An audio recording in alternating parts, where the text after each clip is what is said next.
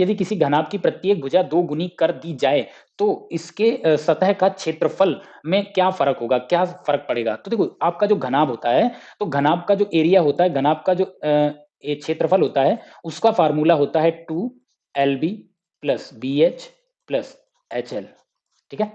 तो ये उसका फ़ॉर्मूला यहाँ पर हो जाता है। अब देखो, ये तो आपका नॉर्मल जो होगा, उसका निकल आएगा। अब आपने कहा भुजा 2 गुनी कर दी जाए, यानी कि जो आपका यहाँ पर घनाभ था, मान लो ये कुछ इस तरीके से बना हुआ था। यहाँ पर आपको बना के दिखा देते हैं, ठीक है?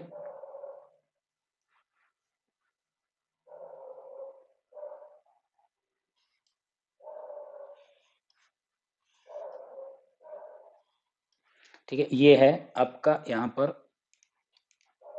इसको इससे ऐड कर दो, यहाँ आ जाएगा और ये यहाँ पे आ जाएगा, ठीक है? अब देखो, इस तरीके से आपका यहाँ पे ये घनाभ बन गया है। अब इस घनाभ में एक्चुअली यहाँ पर क्या है, LBH सब कुछ अलग-अलग होता है।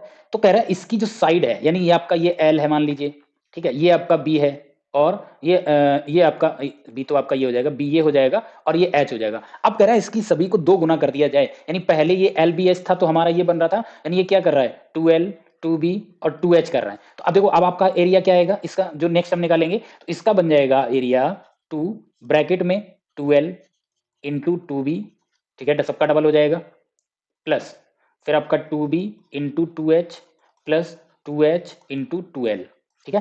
तो यहाँ पर अगर हम देखेंगे तो अगेन इसको यहाँ पर सॉल्व करो, तो ये आपका क्या बन जाएगा 4LB plus 4BH plus 4HL। अब जब इसमें देख रहे होगे हर जगह 4 है, तो हम कॉमन ले सकते हैं, तो ये आपका क्या आ जाएगा 4 बाहर आएगा इंटू 2 और अब आपका अंदर बचेगा LB plus BH plus HL, ठीक है?